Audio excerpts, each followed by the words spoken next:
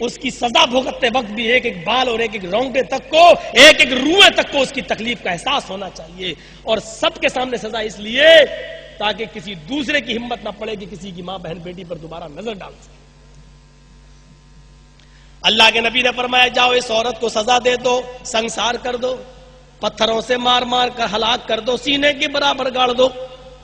اس کو لوگ لے جانے لگے اور جیسے ہی اس کو میدان مقتل میں لے جایا گیا ایک صحابی نے اس کو کھینچ دیا، جلدی چل، ایسے کہ جلدی چل، کھینچ دیا. وہ زمین پر گر پڑی، کہنے لگی او محمد کے ساتھیو مجھے زور سے نہ کھینچو، میرے پیٹ میں بچہ ہے، میں حاملہ ہوں، میرے حمل ہے. جس آدمی نے مجھ سے زنا کیا ہے اس کا بچہ میرے پیٹ میں ہے. پھر اللہ کے نبی کو بلایا گیا، اللہ کے رسول آپ نے اس کو سنسار کرنے کا حکم دیا، اس کے پیٹ میں تو بچہ ہے، یہ کہہ رہی ہے کہ بچہ ہے میرے پیٹ میں. اللہ کے نبی نے اس سے پوچھا کیا یہ صحیح بات ہے؟ کہنے لگی ہاں. اے اللہ کے نبی میرے پیٹ میں حمل ہے، بچہ ہے میرے پیٹ میں. آپ نے فرمایا تب تمہیں ابھی سنسار نہیں کیا جائے گا، جاؤ جب یہ بچہ پیدا ہو جائے تب آنا.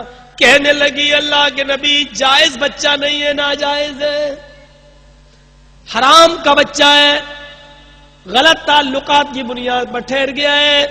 آپ نے کتنا بہترین جواب دیا، عورت غلطی تیری ہے، اس معصوم کی کیا غلطی ہے جو تیرے پیٹ میں پروان چل رہا ہے؟ اس معصوم کا گناہ کیا ہے جو تیرے پیٹ میں پل رہا ہے؟ وہ بیچارہ کیا جانے کہ میرا باپ کون ہے، میری ماں کون ہے؟ سزا تو تمہیں ملنا چاہیے. ابھی میں تمہیں قتل کروں گا، تمہیں ماروں گا تو ظاہر بات ہے کہ پیٹ کا بچہ بھی مر جائے گا. لہذا قتل کی سزا یا پتھروں سے مارنے کی سزا تمہیں ملنی چاہیے، تمہارے معصوم بچے کو نہیں. اس نے کہا اللہ کے نبی میں اس بچے کو جنم نہیں دینا چاہتی، مجھے سزا دے دیجئے، میرے ساتھ یہ بچہ بھی مر جائے گا. اگر یہ پیدا ہونے تک میں رک گئی اور یہ پیدا ہوا اور پیدا ہونے کے بعد اگر آپ نے مجھے سنسار کیا تو یہ بچہ اپنے باپ کا نام نہ پائے گا، اپنی ماں کو بھی نہیں پا سکے گا، اور اس کے باپ کا نام اس کو نہیں ملے گا تو یہ اور گالیاں دے گا مجھے. اللہ کے نبی فرماتے ہیں محمد رسول اللہ کی تعلیمات ایسی نہیں ہے جو کسی کو گالی دے. لہذا اس بچے کو بھی پیدا ہونے کا حق ہے، اس بچے کو بھی دنیا میں آنکھ کھولنے کا حق ہے، اس بچے کو بھی دنیا میں آ کر نمازیں پڑھنے کا اور روزہ رکھنے کا حق ہے، اس بچے کو بھی اپنی جنت بنانے کا حق ہے، اور اسلام اس کو پوری اتھارٹی اور پاور دیتا ہے. لہذا سزا تمہیں دی جائے گی، تمہارے بچے کو نہیں. جاؤ اور جب یہ بچہ پیدا ہو جائے تب آنا. میرے غیر مسلم بھائیوں، ڈاکٹرز ہو تو سنو، غیر مسلم بھائیوں تو سنو، اسلام وہ مذہب ہے جو حرامی اولاد کو بھی، ناجائز بچے کو بھی پیٹ کے اندر مارنے کی اجازت نہیں دیتا. بے قصوروں کو مارنے کی اجازت کیا دے گا؟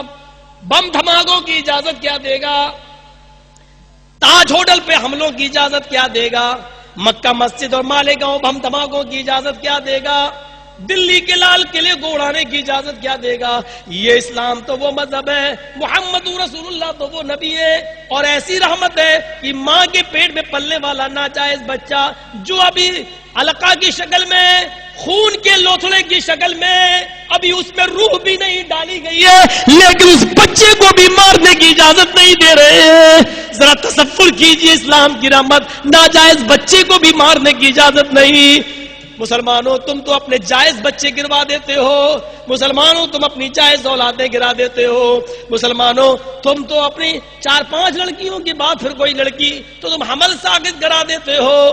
یاد رکھنا جن مسلمانوں نے اپنے پیٹ کے بچے گروائے ہیں، اپنی عورتوں کو لے کر حمل ساقط کروایا ہے، یا میری بہنیں سن رہی ہوں گی، میری مائیں، میری قوم کی بیٹیاں وہ سن رہی ہوں تو توبہ کر لیں.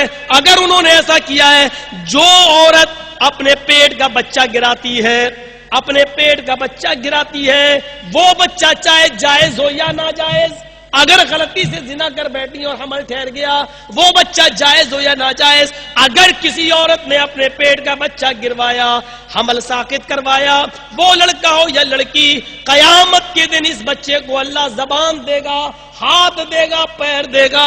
بخاری شریف کے الفاظ ہیں، قیامت کے دن یہ بچہ اپنے ماں کی پستانوں سے لٹکا ہوا آئے گا۔ جا یوم القیامتی ومعلق بین ثدیہا، یہ بچہ قیامت کے دن اس حال میں آئے گا، اپنے ماں کی دونوں پستانوں سے، اپنے ماں کے دونوں بریسٹ سے لگا ہوا، دونوں پستانوں سے لگا ہوا آئے گا اور اپنی ماں کا دودھ چوس رہا ہوگا۔ پھر اللہ رب العالمین اس کو اجازت دے گا، آئے بچے تو بھی اپنی شکایت کر۔ وہ بچہ اپنے ماں کی پستان چھوڑے گا اور اپنے رب سے شکایت کرے گا، یقول یا ربی ہذہ امی قتلتنی، آئے اللہ یہ میری ماں ہے جس کی پستانوں سے میں لگا ہوں، اللہ یہ میری ماں ہے جس نے دنیا میں مجھے مار ڈالا تھا، اللہ یہ میری ماں ہے جس نے دنیا میں مجھے قتل کر ڈالا تھا، اللہ یہ میری ماں ہے جس نے دنیا میں مجھے مار دیا تھا، اللہ یہ دنیا میں میری نہ ہوئی تو آخرت میں اس کا نہ ہو، آئے اللہ تو اس کو جہنم میں داخل کر دے، اللہ تو اس کو جنت میں داخل مت کر۔ وہ بچہ اپنی ماں کو جہنم کے اندر لے جائے گا اور اللہ اس بچے کو جنت کے اندر داخل کرے گا۔ میرے بھائیوں، اس لیے کہ وہ بچہ معصوم ہے، وہ بچہ بے گناہ ہے، مرفوع القلم ہے، اور بعض حدیثوں کے مطابق اللہ ہی بہتر جانے کہ اس بچے کا کیا حال ہوگا، وہ جنت میں جائے جہنم میں، اس کا علم اللہ ہی کو ہے، لیکن اللہ رب العالمین اس بچے کو زبان دے گا اور وہ اپنی ماں کی شکایت کرے گا۔ میرے بھائیوں، اسلام تو ناجائز اولاد بھی گرانے کی اجازت نہیں دیتا۔ بہرحال یہ عورت چلی گئی اور 9 مہینے پورے گزارنے کے بعد جب بچہ پیدا ہو گیا تو بچے کو لے کر آئی، اللہ کے نبی یہ بچہ ہے، آپ نے اس بچے کو اپنی گود میں لے لیا۔ مسلمانوں غور کرو، نو مسلم لوگ ہوں یا غیر مسلم، وہ بھی غور کریں، ایک ناجائز بچہ ہے، باپ کا پتہ نہیں ہے، غائب ہے، اور نبی اس کو اپنے ہاتھ میں لے رہے ہیں، اپنے ہاتھ میں لے رہے ہیں۔ اللہ کے نبی صلی اللہ علیہ وسلم نے صحابہ سے کہا، جاؤ اب اس عورت کو سنسار کر دو۔ صحابہ اس عورت کو لے جانے لگے، لیکن وہ بچہ رونے لگا۔ اس عورت نے کہا، اے اللہ کے نبی، ہر مرنے والے سے اس کی آخری تمنا پوچھی جاتی ہے، مجھ سے بھی آخری تمنا پوچھ لو۔ اللہ کے نبی فرماتے ہیں، بتاؤ کیا ہے؟ اس نے کہا، آخری مرتبہ یہ بچہ مجھے دے دو، میں اپنی گود میں لے لوں اور میں اپنے بچے کو پیٹ بھر کر دودھ پلا دوں جو میری پستانوں میں ہے۔ یہ بھوکا ہے، شاید اسی وجہ سے رو رہا ہے۔ اللہ کے نبی رحمت للعالمین تھے، بچہ اس عورت کے ہاتھ میں دے دیا۔ اس عورت نے چہرہ پھیر لیا اور اپنی پستانوں سے اس بچے کو لگا لیا۔ اس نے پیٹ بھر کے دودھ پلا دیا، دودھ اس بچے کے منہ میں لگا ہوا، اب وہ بچہ مسکرا رہا ہے۔ اللہ کے نبی صلی اللہ علیہ وسلم نے اس بچے کو اپنے ہاتھ میں لے لیا، عورت نے بچے کو چہرہ موڑ کر نبی کے ہاتھ میں دے دیا اور وہ عورت صحابہ کے ساتھ چلنے لگی۔ ابھی اس بچے کے منہ میں دودھ لگا ہوا تھا، نبی اکرم کی نظر اس بچے کے ہونٹوں پہ پڑی، سمجھ گئے اس بچے کی غذا تو اس کی ماں کی پستانوں میں موجود ہے، اگر ابھی اس بچے کی ماں کو قتل کر دیا گیا تو یہ بچہ دودھ کس کا پیے گا؟ رحمت للعالمین کی رحمت جوش میں آتی ہے، فرماتے خاتون رک جا، بی بی رک جا، اللہ کی بندی رک جا، ابھی تجھے سنسار نہیں کیا جائے گا، ابھی اس بچے کو تیرے دودھ کی ضرورت ہے، جاؤ اس بچے کو لے جاؤ اور اس کو دودھ پلاؤ۔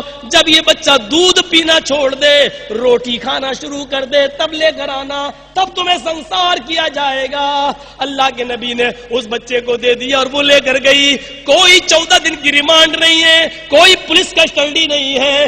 جس کو اللہ کے عذاب کا خوف ہو، جس کو جہنم کی آگ کا ڈر ہو، وہ دنیا کی کون سی پولیس اس کو گرفتار کر سکتی ہے اور وہ کون سی جیل میں بند رہ سکتا ہے؟ اس کو اللہ کا خوف اتنا ہے، وہ بار بار کہہ رہی ہے کہ طہرنی یا رسول اللہ، اے اللہ کے نبی مجھے پاک کر دیجئے، اے اللہ کے رسول مجھے صاف کر دیجئے، اے اللہ کے نبی مجھے زنا کی سزا دے دیجئے تاکہ میں جہنم کی سزا سے بچ جاؤں۔ وہ بار بار کہہ رہی ہے طہرنی یا رسول اللہ، اے اللہ کے رسول مجھے پاک کر دیجئے۔